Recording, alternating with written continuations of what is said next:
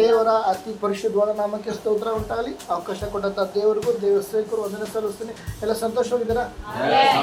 ಅಲ್ಲೆಲ್ಲಾ ಆಮೇಲೆ ಒಂದು ಚಿಕ್ಕ ಪ್ರಾರ್ಥನೆ ಒಟ್ಟಿಗೆ ನಾವು ಮುಂದೆ ಹೋಗೋಣ. ಪರಿಶುದ್ಧನಾದ ಪರಲೋಕದ ದೇವರೇ, ಅಪ್ಪ ಈ ಒಂದು ಒಳ್ಳೆಯ ಸಮಯಕ್ಕೆ ಸ್ತೋತ್ರ ಸ್ವಾಮಿ. ತಂದೆಯ ದೇವರೇ, ಈ ಒಂದು ಆಶೀರ್ವಾದ ದೇವರ ಸ್ವಾಮಿ ಅಪ್ಪನ ಸನ್ನಿಧಿಯಲ್ಲಿ ಸ್ವಾಮಿ ಅಪ್ಪ ಬಕ್ಕುಡಿ ಬಂದು ದೇವರ ಮಕ್ಕಳನ್ನು ಹಸ್ತಕ್ಕೆ ಒಪ್ಪಿಸಿಕೊಟ್ಟು ಪ್ರಾರ್ಥಿಸ್ತಾ ಅಂತಾನೆ ದೇವರೇ. ಹೌದು ರಾಜ, ಈ ದಿನ ಹೇಳ್ಪಡುವ ವಾಕ್ಯ ಪ್ರಕಾರ ಹೌದು ವಾಕ್ಯವಾಗಿ ನಮ್ಮನ್ನು ಬಿಡುಗಡೆ ಮಾಡುವಂಥದ್ದು ರಾಜ. ಅದಕ್ಕಾಗಿ ಒಂದೊಂದು ಹೃದಯಗಳನ್ನು ತಿಳಿದಿರುವ ದೇವರು ನೀನಾಗಿದ್ದಕ್ಕಂತಾನೆ ಸಪ್ಪ.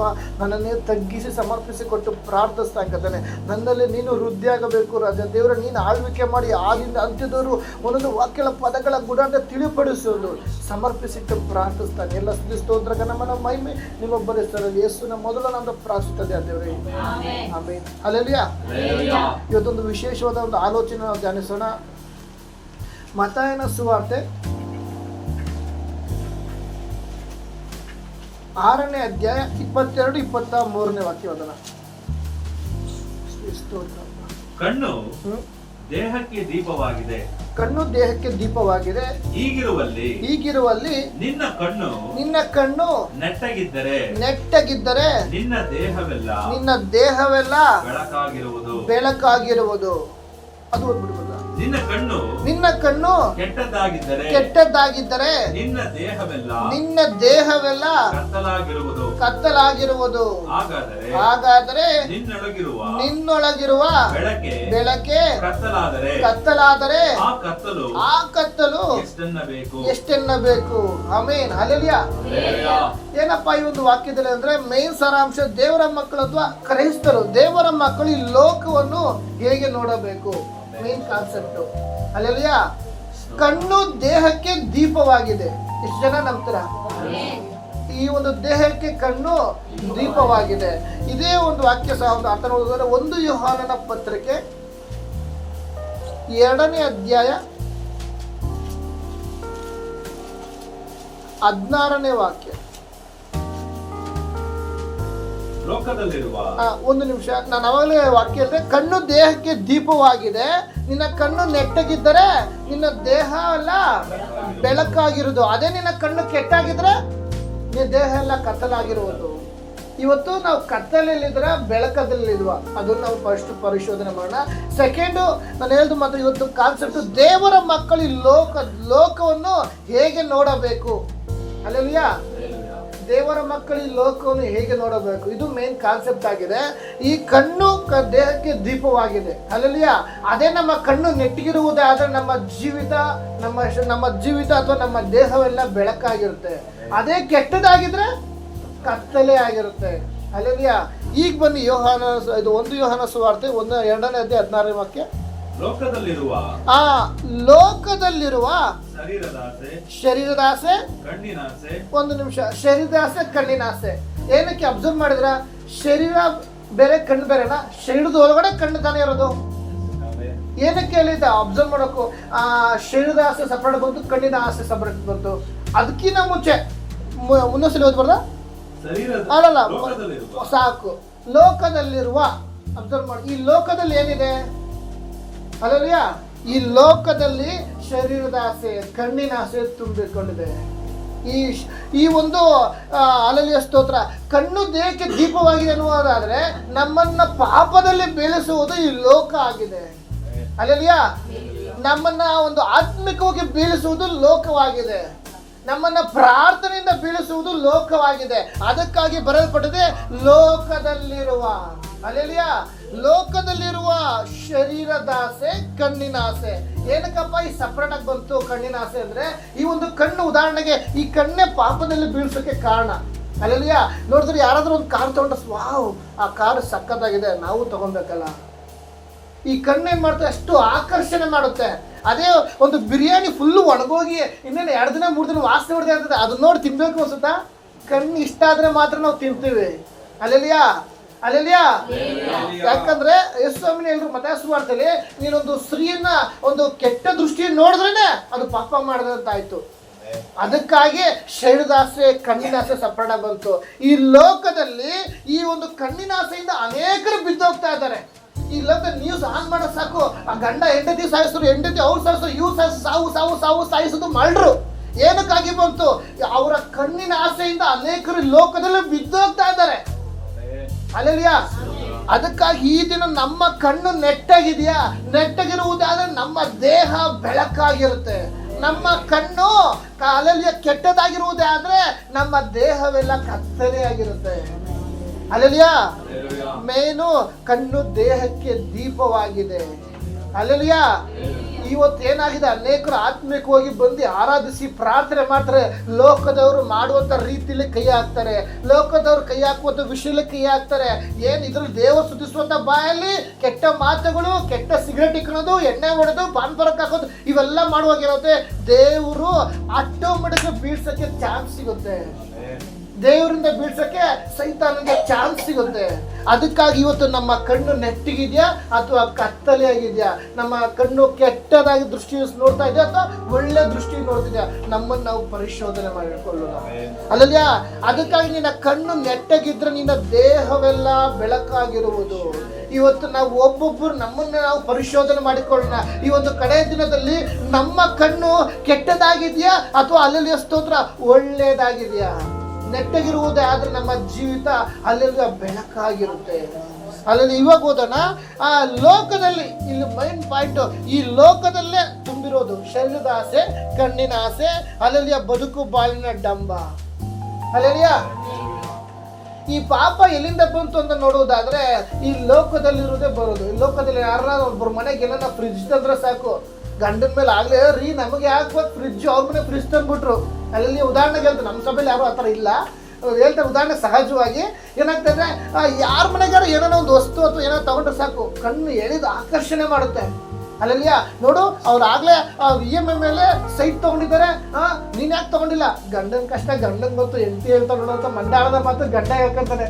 ಅಲ್ಲಲ್ಲಿಯ ಅವ್ರ ಕಷ್ಟ ಅವ್ರಿಗೆ ಗೊತ್ತಿರೋದು. ಆದ್ರೆ ಏನಾಗುತ್ತೆ, ಈ ಒಂದು ಕಣ್ಣಿನ ಆಸೆ ಅನ್ನೋದು ನಮ್ಮನ್ನ ಸಕಲ ಪಾಪ ಕೆಟ್ಟ ತನಕದ ಹಾಕೊಂಡು ಹೋಗ್ತಾ ಇರುತ್ತೆ.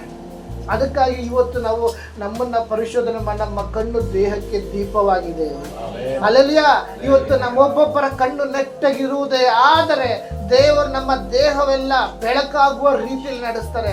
ಅನೇಕರು ಹೇಳ್ತಾರೆ, ಯಾಕೆ ಯಾವಾಗೂ ಫಲತೆ, ಯಾಕೆ ಯಾವಾಗೂ ಅನಾರೋಗ್ಯ, ಅನೇಕರು ಯಾಕೆ ಹಿಂಗಾರ್ದು ದೇವ್ರು ಸ್ತುತಿಸ್ತಾರೆ. ಒಳಗಡೆ ಬೇಡವಾದ ಒಬ್ಬರು ನೋಡಿ ಹೊಟ್ಟೆ ಕಿಚ್ಚು, ಒಬ್ಬರು ನೋಡಿ ಅಯ್ಯೋ ಅವಳಿಗೆ ಹಂಗಾಯ್ತು, ಇವಳಿಗೆ ಹಂಗಾಯ್ತು, ಅವ್ನಿಗೆ ಹಂಗಾಯ್ತು, ಇವ್ನಿಗೆ ಹಂಗಾಯ್ತು, ಕಣ್ಣಿನಲ್ಲಿ ಬೇಡವಾದ ಚಿಂತೆಗಳು, ಬೇಡವಾದ ಆಲೋಚನೆ ಬರುವುದೇ ಆದ್ರೆ ಏನಾಗುತ್ತೆ, ಬಿಡುಗಡೆ ನಡೆಯೋದಿಲ್ಲ. ಅಲ್ಲಲ್ಲಿಯ. ಅದಕ್ಕಾಗಿ ಈ ಲೋಕದಲ್ಲಿರುವ ಶರೀರದ ಆಸೆ, ಕಣ್ಣಿನ ಆಸೆ, ಬದುಕು ಬಾಳಿನ ಡಂಬ, ಈ ಮೊದಲಾದವುಗಳೆಲ್ಲವೂ ಆ ತಂದೆಯಿಂದ ಅಬ್ಸರ್ವ್ ಮಾಡೋಕ್ಕೂ ತಂದೆಯಿಂದ ಹುಟ್ಟದೆ. ಎಲ್ಲಿಂದ ಹುಟ್ಟಿದೆ? ಎಲ್ಲಿಂದ? ಇಲ್ಲೇ ಇದ್ದೀರಾ? ಅಲ್ಲೆಲ್ಲಿಯ. ಅದಕ್ಕಾಗಿ ಶರೀರದ ಆಸೆ, ಕಣ್ಣಿನ ಆಸೆ ಇವತ್ತು ನಮ್ಮನ್ನು ನಾವು ಪರಿಶೋಧನೆ. ಎಲ್ಲಾದ್ರೂ ದಾವಿದನು ಟೆರೆಸ್ ಮೇಲೆ ಆರಾಮ ವಾಕಿಂಗ್ ಮಾಡ್ಕೊಂಡಿದ್ದ. ಅಲ್ಲೆಲ್ಲಿಯ. ಅಲ್ಲೆಲ್ಲಿಯ. ಯಾವಾಗ ಅವನು ಕಣ್ಣಿನ ಆಸೆ ಬಂತು, ಬಿದ್ದೋದ. ಅಲ್ಲೆಲ್ಲಿಯ.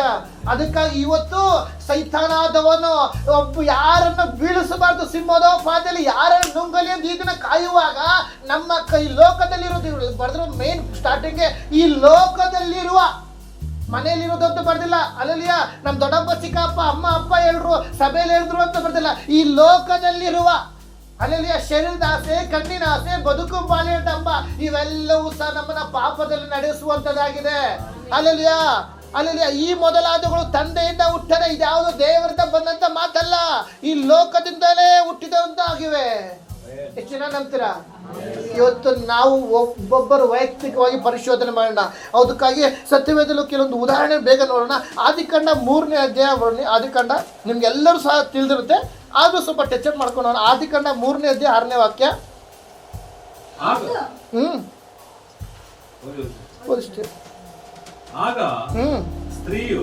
ಆಗ ಸ್ತ್ರೀಯು ಆ ಮರದ ಹಣ್ಣನ್ನು ತಿನ್ನುವುದಕ್ಕಾಗಿ ತಿನ್ನುವುದಕ್ಕೆ ಉತ್ತಮವಾಗಿಯೂ ಅಬ್ಸರ್ವ್ ಮಾಡ್ಬೇಕಿಲ್ಲ ವಾಕ್ಯ. ತಿನ್ನುವುದಕ್ಕೆ ಉತ್ತಮವಾಗಿಯೂ, ನೋಡುವುದಕ್ಕೆ ರಮ್ಯವಾಗಿಯೂ. ಯಾವ ರೀತಿ? ನೋಡುವುದಕ್ಕೆ. ಅಲ್ಲೆಲ್ಲಿಯ. ಸೈತಾನ ಅದನ್ನು ಅಲ್ಲೇ ವಂಚಿಸ್ತಾ ಏನವ್ವ ಆ ಕಣ್ಣು ಅದು ಹಣ್ಣು ತಿಂದ್ರೆ ನಿನ್ನ ಕಣ್ಣು ತೆರೆಯಲ್ಪಡ್ತದೆ ಅಲ್ಲೆಲ್ಲಿ ಆಗ್ಲೇ ವಂಚಿಸಲು ಅಲ್ಲಿ ಏನಾಯ್ತು ಅದಮ್ಮ ಅವಳು ತಿನ್ನುವುದಕ್ಕೆ ಓದಿ ಬರೀ ಇನ್ನೊಂದ್ಸಲಿ ಆ ಹಣ್ಣು ತಿನ್ನುವುದಕ್ಕೆ ಆಗ ಸ್ತ್ರೀಯು ಆ ಮರದ ಹಣ್ಣು ತಿನ್ನುವುದಕ್ಕೆ ಉತ್ತಮವಾಗಿಯೂ ಇದು ಎಲ್ಲರೂ ಬರ್ದಿರ್ತಾರೆ ಟಿಕ್ ಮಾಡ್ಕೊಳ್ಳಿ ನೋಡುವುದಕ್ಕೆ ರಮ್ಯವಾಗಿಯೂ ಓಹೋ ಮಾತ್ರ ಜ್ಞಾನೋದಯಕ್ಕೆ ಅಪೇಕ್ಷಿಸತಕ್ಕದ್ದಾಗಿಯೂ ಇದೆ ಅಲ್ಲೆಲ್ಲಿಯ ಆ ಹಣ್ಣನ್ನ ನೋಡಿ ಅವಳು ಪಾಪದಲ್ಲಿ ಬಿದ್ಲು ಹಣ್ಣನ್ನ ನೋಡಿ ಜಾರಿ ಬಿದ್ಲು ಅಕ್ಕಿನ ಮುಂಚೆ ಸೈತಾನ ಅನೇಕ ಬಾಲ ಹಾಕ್ಬಿಟ್ಟಿದ್ದ ಅಲ್ಲೆಲ್ಲ ಏನಮ್ಮ ಅವ್ವ ಚೆನ್ನಾಗಿದ್ಯಾ ಈ ಹಣ್ಣು ನೋಡ್ರೆ ಸಾಕು ಅದನ್ನ ತಿನ್ಬಿಟ್ರೆ ನಿಂಗೆ ಕಣ್ಣು ತೆರೆಯಲ್ಪಡ್ತದೆ ನೀನ್ ದೇವರಂತೆ ಆಗ್ಬಿಡ್ತೀಯ ಅಲ್ಲೆಲ್ಲ ಹಿಂಗೆಲ್ಲ ಮರಾತಿಸ್ದಾಗ ಅವಾಗ ಅವ್ರು ಏನ್ ಮಾಡ್ತು ಅವಾಗ ಅವಳ ದೃಷ್ಟಿ ಅಲ್ಲಿ ಅಲ್ಲೆಲ್ಲ ಕಾಡೆಲ್ಲ ಓಡಾಡ್ತಾ ಇದ್ಲು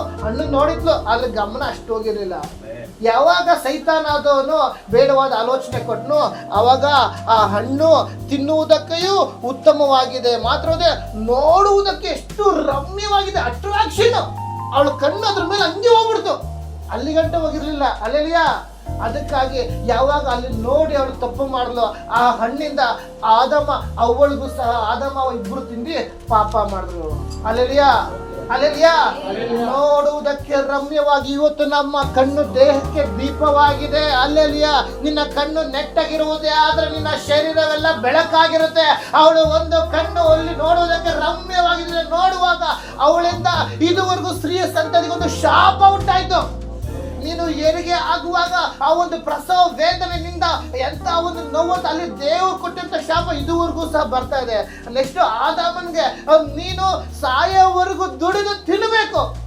ಅಲ್ಲಿವರೆಗೂ ಅವ್ನಿಗೇನು ಗೊತ್ತಿರ್ಲಿಲ್ಲ ಅಲ್ಲೆಲ್ಲಿಯ ಅಲ್ಲಿ ನೋಡಿದ್ರ ನೋಡುವಂತ ವಿಷಯದಲ್ಲಿ ಬಿದ್ದೋದ್ರು ಅದಕ್ಕಾಗಿ ಇನ್ನೊಂದು ನೋಡುವುದಾದ್ರೆ ಅದೇ ಆದಿಕಾಂಡ 25ನೇ ಅಧ್ಯಾಯಕ್ಕೆ ಬನ್ನಿ 25ನೇ ಅಧ್ಯಾಯ 29ನೇ ವಾಕ್ಯ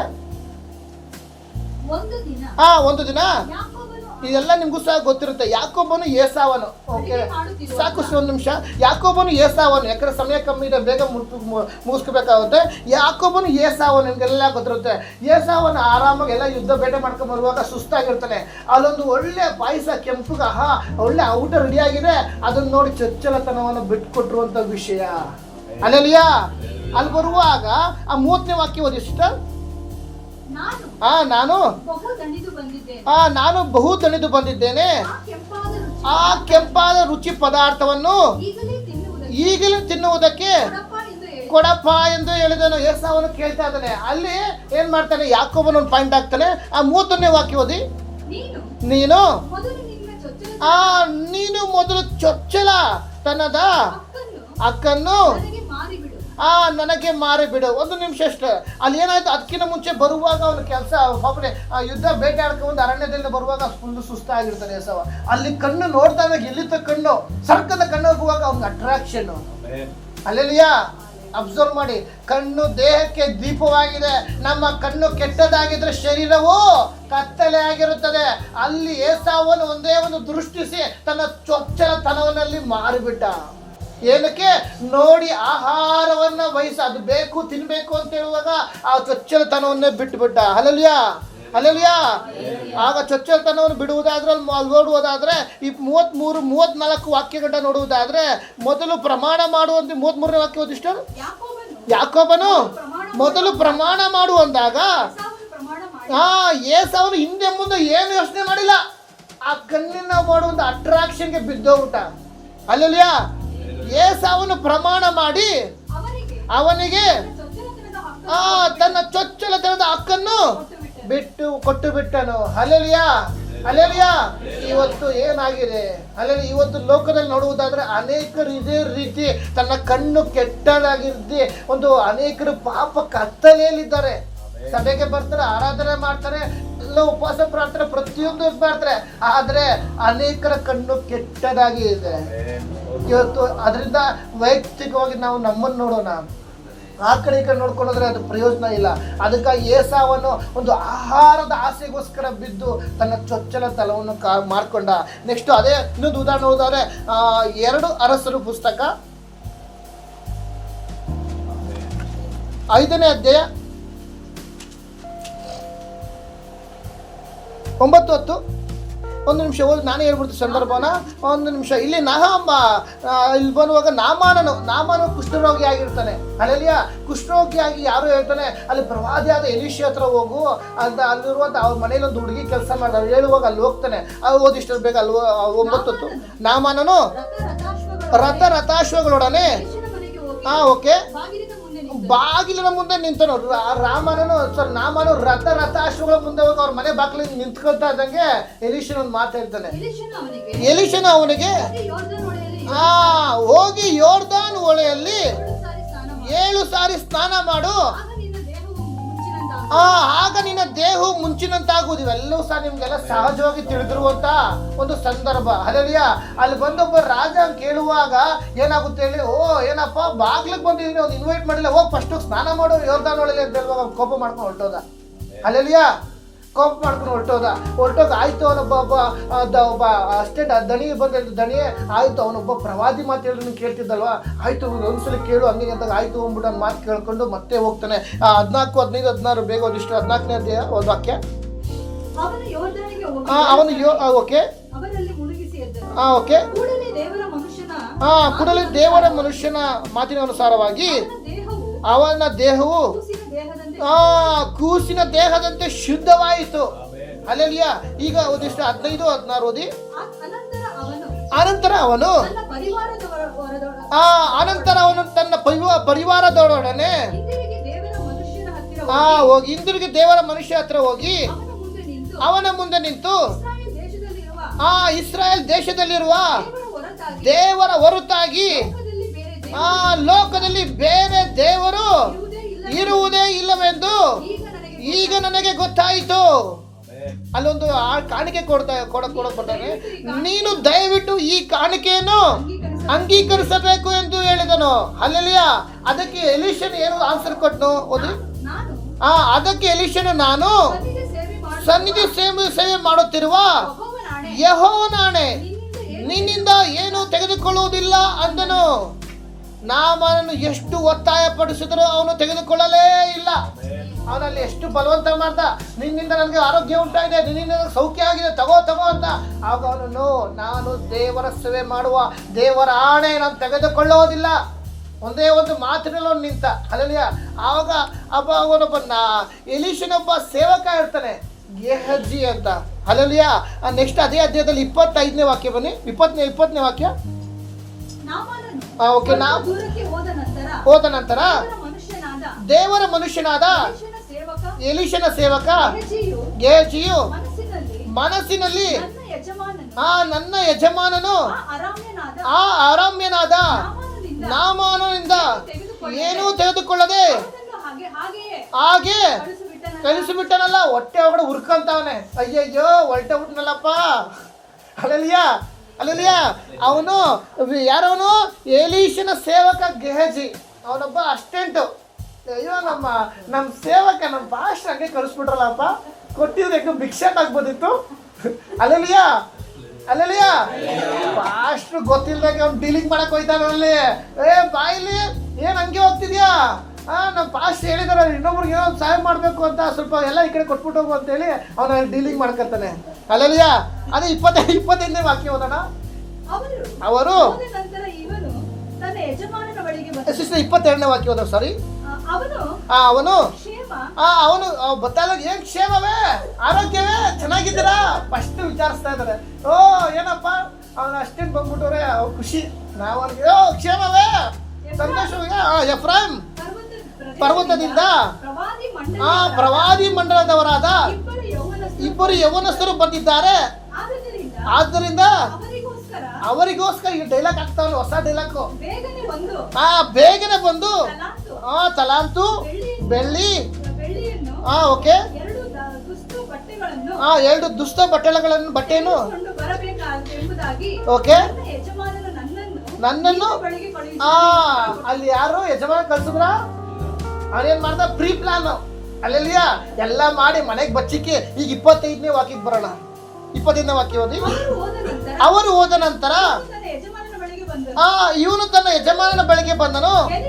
ಎಲೀಷನು ಅವನನ್ನು ಗೆಹಜಿಯೇ, ಗೆಹಜಿಯೇ ಎಲ್ಲಿಗೆ ಹೋಗಿ ಬಂದೆ ಎಲ್ಲಿಗೆ ಹೋಗಿ ಬಂದೆ ಎಂದು ಕೇಳಿದನು. ಎಂದು ಕೇಳಿದನು. ಅದಕ್ಕೆ ಅವನು ನಿನ್ನ ಸೇವಕನಾದ ನಾನು ಎಲ್ಲಿಯೂ ಹೋಗಲಿಲ್ಲ ಎಲ್ಲೂ ಹೋಗಿಲ್ಲ. ಎಂದು ಉತ್ತರ ಒಂದ್ ಕೊಟ್ಟನು. ನಿಮಿಷ, ಎಲ್ಲೂ ಹೋಗಿಲ್ಲ, ಇಲ್ಲ ವಾಕಿಂಗ್ ಮಾಡ್ಕೊಳಕ್ ಹೋಗಿದ್ದೆ. ಅಲ್ಲಲ್ಯಾ ಅವ ಯಾಕೆಂದ್ರೆ ಏನು ಕಣ್ಮುಚ್ಕೊಂಡು ನಾವು ಎಷ್ಟೋ ಸಲ ಹೇಳ್ತಾರೆ, ಬೆಕ್ಕು ಕಣ್ಮುಚ್ಕೊಂಡು ಕೂಡಿದ್ರೆ ಹಾಲು ಯಾರು ಗೊತ್ತಾಗಲ್ಲ ಅಂತ ಬಂದು ಲಕ್ಷ ಹಾಲು ಕುಡಿತಾ ಇರ್ತದೆ. ಆದ್ರೆ ಸುತ್ತ ನೋಡ್ತಾ ಇದ್ದಾರೆ. ದೇವರ ಕಣ್ಣಿಗೆ ಮರೆಯಾದದ್ದು ಯಾವುದೂ ಇಲ್ಲ. ಇವತ್ತು ನಾನು ಯಾರು ಇಲ್ಲ ಇಲ್ಲಿ, ಒಂದೇ ಒಂದು ಕಡ್ಡಿ ಹಚ್ಕೊಂಡು ಬೀಡಿ ಸಿಗರೇಟ್ ಸೇದ್ಕೊಂಡ್ಬಿಡೋಣ ಅನ್ಕೊಳ್ಬೋದು. ಅಲ್ಲಲ್ಲಿಯ ಇವತ್ತು ಯಾರು ಇಲ್ಲ, ಪಾಸ್ಪೋರ್ಟ್ ಬ್ಯಾಗ್ ಹಾಕೊಂಡ್ಬಿಡೋಣ ಅನ್ಬೋದು. ಯಾರು ಇಲ್ಲ ತಾನೆ ಪಾರ್ಟಿ ಮಾಡೋಣ ಫ್ರೆಂಡ್ಸ್ ಜೊತೆ ಅನ್ಬೋದು. ಯಾರು ಇಲ್ಲ ತಾನೆ ಒಬ್ಬನೇ ಮನೇಲಿದ್ದೀನಿ ಪಾಪ ಮಾಡೋಣ ಅನ್ಬೋದು. ಆದ್ರೆ ದೇವರ ಕಣ್ಣಿಗೆ ಮರೆಯಾದದ್ದು ಒಂದು ಇಲ್ಲ. ಎಷ್ಟು ಜನ ನಂಬ್ತೀರಾ? ಇವತ್ತು ನಿನ್ನ ಕಣ್ಣು ನೆಟ್ಟಗಿರುವುದೇ ಆದ್ರೆ ನಿನ್ನ ದೇಹವೆಲ್ಲ ಬೆಳಕಾಗುತ್ತದೆ. ಅಲ್ಲೇಲಿಯ ಅಲ್ಲಿ ನೋಡ್ದ ಹೇಳ್ತಿರನೆ ಎಲ್ಲೋಗಿದ್ದಪ್ಪ ಅಂತ ಕೇಳುವಾಗ, ಇಲ್ಲ ಸ್ವಾಮಿ ವಾಕಿಂಗ್ ಮಾಡಕ್ ಹೋಗಿದ್ದೆ, ಆಚೆ ಇಲ್ಲೇ ಇದ್ದೆ. ಅವಾಗ ಓದಿ ಬೇಕಷ್ಟೇ ಮುಂದಕ್ಕೆ. ಆಗ ಎಲೀಷನು ಅವನಿಗೆ ಒಬ್ಬನು ಇನ್ನೊಂದ್ಸಲ ಇಷ್ಟ. ಆಗ ಎಲೀಷನು ಅವನಿಗೆ ಒಬ್ಬನು ರಥದಿಂದ ಇಳಿದು ಬಂದು ನಿನ್ನನ್ನು ಎದುರುಗೊಂಡದು ನನ್ನ ಜ್ಞಾನ ದೃಷ್ಟಿಗೆ ಕಾಣಿಸಲಿಲ್ಲವೆಂದು ನೆನೆಸುತ್ತೀಯಾ? ನನಗೇನು ಗೊತ್ತಾಗಿಲ್ಲ ಅಂತ ಅನ್ಕೊಂಡಿದ್ಯಾ? ಅಲ್ಲಿ ಮಾತಾಡ್ದಲ್ಲಿ ಮಾತು ನಮ್ಮ ಭಾಷೆಯಲ್ಲಿ ಹೇಳ್ತಾ ಇದ್ದೀನಿ. ನನ್ಗೇನು ಗೊತ್ತಾಗಿಲ್ಲ, ನೀನ್ ಡೀಲಿಂಗ್ ಮಾಡ್ಕೊಂಡಿದ್ದು ನನ್ಗೇನು ಗೊತ್ತಾಗಿಲ್ಲ ಅನ್ಕೊಂಡಿದ್ಯಾ? ಅಲ್ಲೆಲಿಯಾ ಇವತ್ತು ಅನೇಕರು ದೇವರಿಗೆ ಗೊತ್ತಿಲ್ಲದಂತ ಅನೇಕ ಕಾರ್ಯಗಳು ಕೈ ಹಾಕ್ತಾರೆ. ಇವತ್ತು ನಮ್ಮ ಇಲ್ಲಿ ಮಾತ್ರ ಅಲ್ಲ, ಲೋಕದಲ್ಲಿ ಅನೇಕರು ಏನಾಗ್ತದೆ ದಿನದಲ್ಲಿ ದೇವ್ರಿಗೆ ಗೊತ್ತಿಲ್ಲದಂಗೆ ಬೇಡವಾದ ಕಾರ್ಯಗಳಿಗೆ, ಬೇಡವಾದ ವಿಷಯಗಳಿಗೆ ಕೈ ಹಾಕಿ ಬಿದ್ದೋಗ್ತಾ ಇದ್ದಾರೆ. ಅದಕ್ಕೆ ಬಿಡುಗಡೆ ಇಲ್ಲ, ಅದಕ್ಕೆ ಏಳಿಗೆ ಇಲ್ಲ. ಏನು ಪ್ರತಿ ವಾರ ಪ್ರಾರ್ಥನೆಗೆ ಹೋಗೋದು, ಪ್ರತಿ ವಾರ ಸಭೆಗೆ ಹೋಗೋದು, ಉಪವಾಸ ಅಟೆಂಡ್ ಮಾಡೋದು, ಪ್ರತಿಯೊಂದು ವಿಷಯಗಳಿರ್ತಾರೆ. ಆದರೆ ಬಿದ್ದೋಕೆ ಕೆಲವು ಕಾರಣಗಳಿವೆ. ಅದಕ್ಕಾಗಿ ಇವತ್ತು ನಮ್ಮ ಕಣ್ಣು ದೇಹಕ್ಕೆ ದೀಪವಾಗಿದೆ, ಮರ್ತೋಗ್ಬಾರ್ದು. ನಮ್ಮ ಕಣ್ಣು ಕೆಟ್ಟದಾಗಿದ್ರೆ ಶರೀರ ಎಲ್ಲ ಕತ್ತಲೆ ಆಗಿರುತ್ತೆ. ಅದೇ ನಮ್ಮ ಕಣ್ಣು ನೆಟ್ಟಾಗಿರುವುದೇ ಆದ್ರೆ ಶರೀರ ಬೆಳಕಾಗಿರುತ್ತೆ. ಅಲ್ಲೆಲ್ಲಿಯ ಅಲ್ಲಿ ಏನ್ ಮಾಡ್ದ ಗೇಜಿ, ನಮ್ಮ ಬಾಸ್ಗೆ, ನಮ್ಮ ಎಲಿಷನ್ಗೆ, ನಮ್ಮ ಯಜಮಾನ್ರಿಗೆ ಗೊತ್ತಿಲ್ಲ ಅನ್ಕೊಂಡು ಡೀಲಿಂಗ್ ಮಾಡಕ್ ಹೋದವಾಗ ಎಲಿಷನ್ ಹೇಳ್ತಾನೆ, ಏನಪ್ಪ ನನ್ನ ಜ್ಞಾನೋದಯದ ಕಣ್ಣು ಗೊತ್ತಾಗಿಲ್ಲ ಅಂತ ಎಣ್ಕೊಂಡ್ಬಿಟ್ಟಿದ್ಯಾ? ನೀನ್ ಮಾಡಿದ ಡೀಲಿಂಗ್ ನನ್ಗೇನು ಗೊತ್ತಿಲ್ಲ ಅನ್ಕೊಂಡಿದ್ಯಾ ಅನ್ನುವಾಗ ಅವ್ನು ಹಂಗೆ ಹೃದಯ ಡಮ್ ಅಂದ್ಬಿಡ್ತು. ಅಲ್ಲೆಲ್ಲಿಯ ಮುಂದೆ ಓದಿ ಬೇಗ. ದಿವ್ಯ ದೃಷ್ಟಿಗೆ ಓಕೆ, ದ್ರವ್ಯ ದೃಷ್ಟಿಗೆ ಕಾಣಿಸಲಿಲ್ಲವೆಂದು ಎನಿಸುತ್ತೀಯೋ? ಆ ದ್ರವ್ಯ ಬಟ್ಟೆಗಳು, ಆ ಎಣ್ಣೆ ಮರದ ತೋಪುಗಳು, ದ್ರಾಕ್ಷ ತೋಟಗಳು, ಕುರಿದನಗಳು, ದಾಸಿ ಜನವು ಇವುಗಳನ್ನು ಸಂಪಾದಿಸುವುದಕ್ಕೆ ಇದು ಸಮಯವೋ? ಒಂದು ನಿಮಿಷ ಅವನು ನಾಮನ ಬಂದದೇನಕ್ಕೆ? ಬಿಡುಗಡೆ ಬಂದು ಅಲ್ಲಿ ದೇವರ ನಾಮ ಮಯಪಡಿಸ್ಬೇಕು. ಅಲ್ಲಿ ಹೋಗಿ ಇಲ್ಲೊಬ್ಬ ದೇವರ ಪ್ರವಾದಿ ಇದ್ದಾನೆ ಅಂತ ಅವನೇ ಹೇಳಿ ಕರ್ಸಿರ್ತಾನೆ. ಅಲ್ಲೆಲ್ಲಿಯಾ ಇಲ್ಲಿ ಪ್ರವಾದಿ ಒಬ್ಬ ಇದ್ದಾನೆ ಗೊತ್ತಾಗ್ಬೇಕು ಅಂತ ದೇವರ ನಾಮ ಮಹಿಮೆ ಪಡಿಸ್ಬೇಕು ಅಂತ ಕರೆದಿರ್ತಾರೆ. ಆದರೆ ಇಲ್ಲಿ ಏನ್ ಮಾಡ್ತಾರೆ? ಕಡ್ಡಿ ಆಡ್ಸೋ ಕೆಲಸ ಒಬ್ಬ ಮಾಡ್ತಾ ಇದ್ದಾನೆ. ಇದು ಯಾವ್ದಿದು ಅಂತ ಸಮಯನ? ಲೂಟಿ ಮಾಡುವಂತ ಸಮಯನ? ಗೋರ್ಕೊಳೋ ಸಮಯನ? ಯಾರಾದ್ರೂ ಬರುವಾಗ ಏನ್ ಮಾಡಿ ಇದರಲ್ಲಿ ನಮ್ಮ ಸಮಯ ಇಲ್ಲ, ಇದನ್ನ ಯಾರಾದ್ರೂ ಬಂದ್ರೆ ಸಾಕು, ಹೌದಾ ಹಂಗೆ ಹೀಗೆ ಹಾಕೊಂಡು ಫಸ್ಟ್ ಕೆರ್ಕಣಕ್ ನೋಡ್ತಾ ಇರ್ತಾರೆ. ಎಷ್ಟಾವತ್ತು ಅಷ್ಟು ಕೆರ್ಕೊಂಬಿಡೋಣ, ಆಮೇಲೆ ನೋಡೋಣ. ಅಲ್ಲೆಲ್ಲಿಯಾ ಯಾರು ಭಿಕ್ಷಾಕ್ ಬಂದು ಸಾಕು. ನಾನು ಇಲ್ಲಿ ನಮ್ದು ಬೇರೆ ಕಡೆ ನೋಡಿದ್ದೀನಿ, ಆ ಥರ ಕಾರ್ಯಗಳು ಸಹ ಆಗಿದ್ದಾವೆ. ಪರಿಚಯ ಸಾಕು, ಚೆನ್ನಾಗಿದೆ, ಹಂಗೆ ಹಿಂಗಿದ್ದಲ್ಲಿ ಎಲ್ಲ ಮಾತಾಡ್ತಾರೆ. ಯಾರು ಗೊತ್ತಿಲ್ದಂಗೆ ಹೋಗಿ ಎಲ್ಲ ಡೀಲಿಂಗ್ ಮಾಡ್ಕೊಂಡು ದುಡ್ಡು ಇಸ್ಕೊಂಡು ಹಾಕೊಂಡ್ಬಿಡೋದು. ಅಲ್ಲೆಲ್ಲಿಯಾ ಯಾಕಂದ್ರೆ ದೇವ್ರೊಬ್ಬ ವ್ಯಕ್ತಿ ಅಂತ ಕಳ್ಸಿರುವಾಗ ದೇವ್ರ ನಾಮ ಮಯ ಪಡಿಸ್ಬೇಕು ಅಂತ ದೇವ್ರು ಕಳ್ಸಿರ್ತಾರೆ. ಅಲ್ಲಿ ದೇವ್ರು ಅದ್ಭುತ ಮಾಡ್ಬೇಕು ಅಂತ ಕಳ್ಸಿರ್ತಾರೆ. ದೇವ್ರು ನಿನ್ನ ಮುಖಾಂತರ ಅನೇಕ ಮಾತ್ಕಾರ ಮಾಡ್ಬೇಕು ಅಂತ ದೇವ್ರೊಬ್ಬರು ಮುಂದೆ ಕರ್ಕೊಂಡು ಹೋಗುವಾಗ ಈ ದಿನದಲ್ಲಿ ಏನಾಗಿದೆ? ದೇವ್ರ ನಾಮ ಮಯ ಪಡಿಸಿಲ್ಲ. ಫಸ್ಟ್ ನನ್ನ ಜೋಬು, ನನ್ನ ಅಕೌಂಟ್ ಫಿಲ್ ಆಗಲಿ, ಆಮೇಲೆ ನಾನು ನೋಡೋಣ ಅನ್ಕೊಂಡು ಬೇಡವಾದ ಮಾತುಗಳನ್ನ ಹೇಳಿ ಜನಗಳನ್ನ ವಂಚಿಸ್ತಾ ಇದ್ದಾರೆ ಲೋಕದಲ್ಲಿ. ಅಲ್ಲೆಲ್ಲಿಯಾ ಅದೇ ಪ್ರಕಾರ ಅದಕ್ಕೆ ಹೇಳ್ತಾನೆ, ಇದು ಎಂತ ಸಂಪಾದಿಸುವಂತ ಸಮಯವೋ? Question mark. ಇದು ಸಂಪಾದಿಸುವ ಸಮಯವೋ? ಅಲ್ಲಿ ನಾಮನು ಬಂದ ಕುಸ್ತ ಅವನಿಗೂ ಬಂದು ಸತ್ತೋದ. ಅವನು ಮಾಡಿದಂತ ಒಂದು ಏನೋ ಅವೆಲ್ಲ ನಮ್ಮ ಯಜಮಾನ್ರೆಲ್ಲ ವಾಪಸ್ ಕಳಿಸ್ಬಿಟ್ರಲ್ಲಪ್ಪ ಅಂತ ಅದನ್ನ ನೋಡಿ ಅವನ ಕಣ್ಣಿಂದ ಮೋಹಿಸಿ ಅವನ್ನ ಆಸೆ ಪಟ್ಟು ಹೋಗ್ತಿರೋ ನಾಮನ ಬೈಲ್ ಅಂತ ವಾಪಸ್ ಹೋದ. ವಾಪಸ್ ಹೋಗಿ ಎಲ್ಲ ಈಸ್ಕೊಂಡು ಮನೇಲಿ ಬಚ್ಚಿಟ್ಟು ಹೋಗುವಾಗ ಏನಾಯ್ತು, ಅಲ್ಲಲ್ಲಿಯ ಇಂಗ್ಲೀಷನ್ ಗೊತ್ತಿಲ್ಲ ಅನ್ಕೊಂಡಿದ್ದ. ದೇವರ ಕಣ್ಣಿಗೆ ಮರೆಯಾದದ್ದು ಯಾವುದೂ ಇಲ್ಲ. ಆ ವಾಕ್ಯ ಕೊನೆಗೆ ಓದ್ಬಿಡಿ ಇಷ್ಟ, 27 ವಾಕ್ಯ ಓದ್ಬಿಡಿ. ಆ ನಾಮಾನನ ಕುಷ್ಠವು ನಿನ್ನನ್ನು ನಿನ್ನ ಸಂತಾನದವರನ್ನು ಸದಾ ಕಾಲ ಹಿಡಿದಿರಲಿ ಅಂದನು. ಕೂಡಲೇ ಅವನಿಗೆ ಕುಷ್ಠ ಹತ್ತಿತು. ಅವನು ಭೀಮದಿಂದ ಬಿಳುಪಾಗಿ ಅವನ ಸನ್ನಿಧಿಯಿಂದ ಹೊರಟು ಹೋದನು. ಹಲ್ಲೆಲೂಯ. ಇವತ್ತು ನಮ್ಮ ಕಣ್ಣು ನೆಟ್ಟಗಿದೆಯಾ ಕಪ್ಪಗಿದೆಯಾ? ನೆಟ್ಟಗಿರುವುದೇ ಆದರೆ ನಮ್ಮ ಶರೀರವೆಲ್ಲ ಬೆಳಕಾಗಿರುತ್ತೆ. ಅದೇ ನಮ್ಮ ಕಣ್ಣು ಕೆಟ್ಟದಾಗಿರುವುದೇ ಆದ್ರೆ ನಮ್ಮ ಶರೀರ ಕತ್ತಲೆ ಆಗಿರುತ್ತೆ. ಹಲ್ಲೆಲೂಯ. ಯೇಸು ಸ್ವಾಮಿ ಮತ್ತಾಯ ಬರೆದ ಸುವಾರ್ತೆ 4:8 ವಾಕ್ಯ ಬೇಗ ಬರ್ತಿಗಿರಿ. 4ನೇ ಅಧ್ಯಾಯ 8ನೇ ವಾಕ್ಯ. ಯೇಸು ಸ್ವಾಮಿಗೆ ಬಳಿಕ ಸೈತಾನನು ಆತನನ್ನು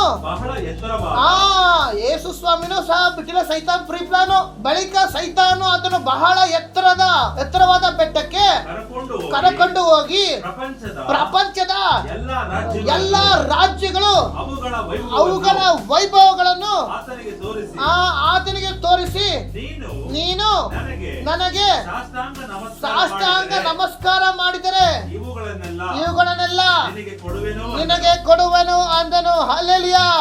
ಯೇಸು ಸ್ವಾಮಿ ದೇವರ ಚಿತ್ತವನ್ನು ನೆರವೇರಿಸಕ್ಕಾಗಿ ಬಂದಿರುವಾಗ ಯೇಸು ಸ್ವಾಮಿನ ವಂಚಿಸಕ್ಕೆ ಸೈತಾನ್ ಪ್ಲಾನ್ ಮಾಡ್ತಾ ಇದ್ದಾನೆ. ಹಲ್ಲೆಲೂಯ. 2ನೇ ಬರುಣದಲ್ಲಿ ಇವೆಲ್ಲವೂ ಬೂದಿಗೆ ಬೂದಿ, ಬೆಂಕಿಗೆ ಬೆಂಕಿ, ಈ ಬೂದಿಗೆ ನಾಶವಾಗುವ ವಿಷಯಗಳ ಮೇಲೆ ನೀನು ಅಡ್ಡ ಬೀಳು. ಸೈತಾನಾದವನು ವಂಚಿಸ್ತಾ ಇದ್ದಾನೆ. ಅದಕ್ಕಾಗಿ ನನ್ನ ದೇವರನ್ನ ಮಯ ಪಡಿಸೋದಕ್ಕೆ ಹೊರತು ನಾನು ನಿನ್ನ ಕಾಲಿಗೆ ಬೀಳೋದಿಲ್ಲ. ಯೇಸು ಸ್ವಾಮಿ ಹೇಳಿದ ಮಾತು, ಸೈತಾನನ ಇಲ್ಲಿಂದ ತೊಲಗು. ಅಲ್ಲಿ 10ನೇ ವಾಕ್ಯ ಬನ್ನಿ ಬೇಗ, ಹಂಗೆ 10ನೇ ವಾಕ್ಯ. ಆಗ ಯೇಸು ಅವನಿಗೆ, ಸೈತಾನನೇ ನೀನು ತೊಲಗಿ ಹೋಗು. 1 ನಿಮಿಷ. ಇವತ್ತು ಸೈತಾನಾದವನು ಯಾವುದೇ ಒಂದು ಪರಿಸ್ಥಿತಿಯಲ್ಲಿ, ಯಾವುದೇ ವಿಷಯದಲ್ಲಿ ನಿನ್ನನ್ನ ಪ್ರೇರೇಪಿಸುವುದೇ ಆದ್ರೆ ಇವತ್ತು ಎಚ್ಚೆತ್ತುಕೊಳ್ಳಬೇಕು. ಸೈತಾನನೇ, ಇವತ್ತು ನನ್ನ ಕುಟುಂಬವನ್ನು ಬಿಟ್ಟು, ನನ್ನ ಆತ್ಮಿಕ ಜೀವಿತನ ಬಿಟ್ಟು ತೊಲಗು. ನೀನು ಸೈತಾನನ ಗದರಿಸುವುದೇ ಆದ್ರೆ ಆತನಿನ್ನ ಬಿಟ್ಟು ಓಡಿ ಹೋಗುವನು. ಇವತ್ತು ನಮ್ಮ ಕಣ್ಣು ಕೆಟ್ಟಗಾಗಿರುವುದೇ ಆದ್ರೆ ನಾವು ಪಾಪದಲ್ಲೇ ಇದ್ದೇವೆ. ನಮ್ಮ ಕಣ್ಣು ನೆಟ್ಟಗಿರುವುದೇ ಆದ್ರೆ ಬೆಳಕಲ್ಲಿ ಜೀವಿಸ್ತಾ ಇದ್ದೇವೆ. ಕಣ್ಣು ದೇಹಕ್ಕೆ ಹಲ್ಲೆಲೂಯ ಸ್ತೋತ್ರ, ಹಲ್ಲೆಲೂಯ ದೀಪವಾಗಿದೆ. ಕಣ್ಣು ದೇಹಕ್ಕೆ ದೀಪವಾಗಿದೆ. ಅಲ್ಲಿ ಓದೋದು ಬೇಕಲ್ಲ, ಮನೆಗೆ ಹೋಗಿ ವಾಕ್ಯ ಹೇಳ್ತಾನೆ. ಇಬ್ಬರೇ ಬರೆದಂಥ ಪತ್ರಿಕೆಯಲ್ಲಿ ಮೋಶೆ ಒಂದು ತೀರ್ಮಾನ ಮಾಡಿದ. 11ನೇ 24, 25, 26 ನೋಡುವುದಾದ್ರೆ, ಸ್ವಲ್ಪ ಕಾಲವಾದ್ರೂ ಪಾಪ ಭೋಗಗಳಲ್ಲಿ ಜೀವಿಸುವುದಕ್ಕಿಂತ ದೇವ ಜನರೊಂದಿಗೆ ಕಷ್ಟವನ್ನು ಅನುಭವಿಸುವುದು ಒಳ್ಳೆಯದು. ಹಲ್ಲೆಲೂಯ. ಅಲ್ಲಿ ಮೋಶೆ ಒಂದು ತೀರ್ಮಾನವಾಗಿದೆ. ಇನ್ನೊಂದು ಫಿಲಿಪ್ಪಿ ಬರೆದ ಸುವಾರ್ತೆಯಲ್ಲಿ ಪತ್ರಿಕೆ ನೋಡುವುದಾದ್ರೆ ಅಲ್ಲಿ ಪೌಲನೊಂದು ತೀರ್ಮಾನ ಮಾಡ್ತಾನೆ. ಪೌಲನ ದೃಷ್ಟಿಯಲ್ಲಿ ಲೋಕವನ್ನು ಹೇಗೆ ನೋಡ್ಬೇಕು ಅಂತ ಅದೊಂದು ವಾಕ್ಯ ಬೇಗ ಓದ್ಬಿಡೋಣ. ಫಿಲಿಪ್ಪಿ ಬರೆದಂತ ಪತ್ರಿಕೆ 3ನೇ ಅಧ್ಯಾಯ 10, 11ನೇ ವಾಕ್ಯ. ಆತನ ಪುನರುತ್ಥಾನದಲ್ಲಿರುವ ಶಕ್ತಿಯನ್ನು, ಆತನ ಬಾಧೆಗಳಲ್ಲಿ ಪಾಲುದಾರನಾಗಿರುವ ಪದವಿಯನ್ನು ತಿಳುಕೊಂಡು ಆತನ ಮರಣದ ವಿಷಯದಲ್ಲಿ 1 ನಿಮಿಷ ಅಷ್ಟೇ. 3:10ನೇ ವಾಕ್ಯ ಓದಿ.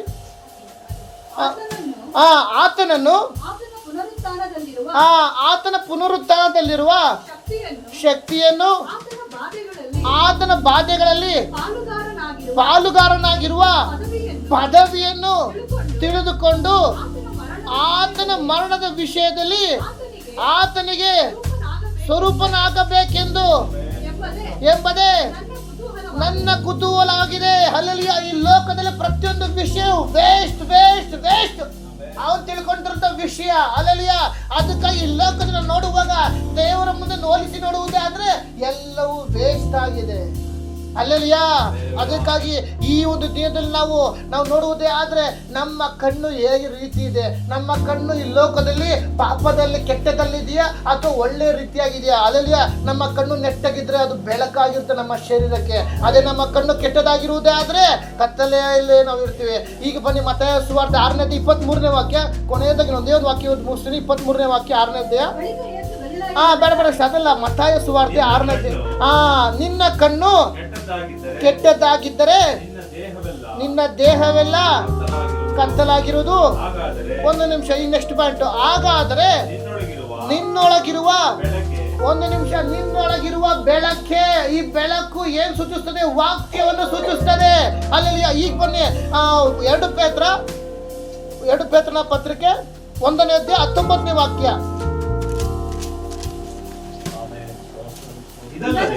ಓಕೆ, ಪ್ರವಾದನ ವಾಕ್ಯವು ಇಲ್ಲಿ ಅಬ್ಸರ್ವ್ ಮಾಡಿ. ಇದಲ್ಲದೆ ಪ್ರವಾದನ ವಾಕ್ಯವು ನಮಗೆ ಏನಂತ? ಪ್ರವಾದನ ವಾಕ್ಯಕ್ಕೆ ಬೆಳಕನ್ನು ವಾಕ್ಯಕ್ಕೆ ಸೂಚಿಸ್ತದೆ. ಅಲ್ಲಲ್ಲಿಯ ಈಗ ಅದೇ ಹಂಗೆ ಇಲ್ಲಿ ಬರೋದ ಒಂದು ಬೆಳ್ಳ ಅಲ್ಲಿಕ್ಕೆ, ಇನ್ನೊಂದು ಬೆಳ್ಳ ಈ ಕಡೆ ಬನ್ನಿ. ಮತ್ತಾಯ ಸುವಾರ್ತೆಯಲ್ಲಿ ಹಾಗಾದ್ರೆ ನಿಮ್ಮೊಳಗೆ ಬೆಳಕೆ ಕತ್ತಲಾದರೆ ಆ ಕತ್ತಲು ಎಷ್ಟೆನ್ನಬೇಕು. ಇವತ್ತು ಅನೇಕರ ಜೀವಿತದಲ್ಲಿ ಬೆಳಕು ಉರಿತಾ ಇಲ್ಲ. ಆ ಬೆಳಕು ಮೀನ್ಸ್ ವಾಕ್ಯ ನಮ್ಮ ಜೀವಿತದಲ್ಲಿ ಇರುವುದೇ ಆದರೆ ಬರುವಂತ ಶೋಧನೆಯಲ್ಲಿ ಬಿದ್ದೋಕೆ ಚಾನ್ಸ್ ಇಲ್ಲ. ವಾಕ್ಯವಾಗಿದೆ ನಿನ್ನನ್ನು ಬಲಪಡಿಸುವಂಥದ್ದು. ವಾಕ್ಯವಾಗಿದೆ ಈ ಬಾಯಿ ಕತ್ತಿಯ ರೀತಿಯಲ್ಲಿ ಸೈತಾನನ ಸಿಡಿಲ ರೀತಿಯಲ್ಲಿ ಬರುವುದೇ ಆದ್ರೂ ಒಳೆಯುವಂತದಾಗಿದೆ. ಎಷ್ಟು ಜನ ನಂಬ್ತೀರಾ? ಅಲ್ಲೆಲ್ಲಿಯ ಅದಕ್ಕಾಗಿ 19ನೇ ವಾಕ್ಯ ಹುಡುಗಿದ್ರೆ ಪ್ರವಾದನ ವಾಕ್ಯವು ನಮಗೆ ಮತ್ತು ದೃಢವಾಗಿದೆ. ನಿಮ್ಮ ಹೃದಯದೊಳಗೆ ಬೆಳ್ಳಿಯು ಮೂಡಿ ಅರುಣೋದಯವಾಗುವ ಪರ್ಯಂತರ ಅದನ್ನು ಕತ್ತಲೆಯಾದ ಸ್ಥಳದಲ್ಲಿ ಪ್ರಕಾಶಿಸುವ ದೀಪವೆಂದೆನಿಸಿ ಅದಕ್ಕೆ ಲಕ್ಷ್ಯ ಕೊಡುವುದೇ ಒಳ್ಳೆಯದು. ಅಲ್ಲೆಲ್ಲ ಇವತ್ತು ನಿನ್ನ ಜೀವಿತದಲ್ಲಿ ಕತ್ತಲೆ ಕಾರ್ಯ ಇರುವುದೇ ಆದರೆ ವಾಕ್ಯವನ್ನು ನೀನು ಅಂಗೀಕರಿಸು. ವಾಕ್ಯ ಆ ಕತ್ತಲೆ ಜೀವಿತದಲ್ಲಿ ಎಂಟರ್ ಆಗುವಾಗ ಆ ಕತ್ತಲೆ ಕಾರ್ಯ ಬಿಟ್ಟು ಹೋಗುತ್ತೆ. ಅಲ್ಲೆಲ್ಲ ಬೆಳಗ್ಗೆ ಮುಂಚೆ ನೀವು ಹೋಗಿ ಮೊಬೈಲ್ ಬೆಳಗ್ಗೆ ಆಗುವಾಗ ಬೇಡವಾದ ಆಲೋಚನೆ ಬೇಡವಾದನ್ನು ನೋಡುವುದಲ್ಲ, ವಾಕ್ಯವನ್ನು ನೋಡುವವರಾಗಿರ್ಬೇಕು. ವಾಕ್ಯವನ್ನು ನಾವು ಅಂಗೀಕರಿಸಬೇಕು. ಆವಾಗ ನಮ್ಮ ಕಣ್ಣು ದೇಹಕ್ಕೆ ದೀಪವಾಗಿದೆ. ನಿನ್ನ ಕಣ್ಣು ನೆಟ್ಟಗಿರುವುದೇ ಆದ್ರೆ ನಿನ್ನ ಶರೀರವು ಬೆಳಕಾಗಿರುತ್ತೆ. ಅದಕ್ಕಾಗಿ ಆ ಮತ್ತಾಯ ಸುವಾರ್ತೆಯಲ್ಲಿ 23ನೇ ವಾಕ್ಯದ ಅರ್ಥ ಹಂಗಿದೆ. ನಿಮ್ಮೊಳಗಿರುವಂತ ಬೆಳಕು ಅದು ವಾಕ್ಯವಾಗಿದೆ. ಆ ವಾಕ್ಯವು ಕತ್ತಲಾದರೆ ನಿನ್ನ ಕತ್ತಲು ಇನ್ನೆಷ್ಟಿರಬೇಕು. ಅರ್ಥ ಆಯ್ತಾ? ಅಲ್ಲಲ್ಲಿಯ ನಿಮ್ಮೊಳಗೆ ವಾಕ್ಯವೇ ಕತ್ಲಾಗ್ಬಿಟ್ರೆ ಅಲ್ಲಲ್ಲಿಯ ಇನ್ನ ಕತ್ಲೆ ಇನ್ನೆಷ್ಟು ಅಂತ ನಾವು ಹೇಳ್ಬೇಕಾಗುತ್ತೆ. ಅದಕ್ಕಾಗಿ ಇದನ್ನ ವಾಕ್ಯವನ್ನು ಅಂಗೀಕರಿಸ್ಕೊಂಡ ನಮ್ಮ ಶರೀರಕ್ಕೆ ನಮ್ಮ ದೇಹಕ್ಕೆ ಕಣ್ಣು ದೀಪವಾಗಿದೆ. ನಾವು ಮರ್ತೋಗ್ಬಾರ್ದು. ನಾವು ನಮ್ಮನ್ನು ನೋಡುವರೊಬ್ಬರಿದ್ದಾನೆ, ನಮ್ಮನ್ನ ಬಲಪಡಿಸೋರೊಬ್ಬರಿದ್ದಾನೆ. ಇವತ್ತು ನಮ್ಮ ಕಣ್ಣು ನೆಟ್ಟಗಿದೆ. ನಮ್ಮ ಕಣ್ಣು ದೇವರ ದೃಷ್ಟಿ ನಮ್ಮ ದೇಹವೆಲ್ಲ ಬೆಳಕಾಗುವಂತ ರೀತಿಯಲ್ಲಿ ದೇವರು ಮಾಡ್ತಾ ಇದ್ದಾರೆ.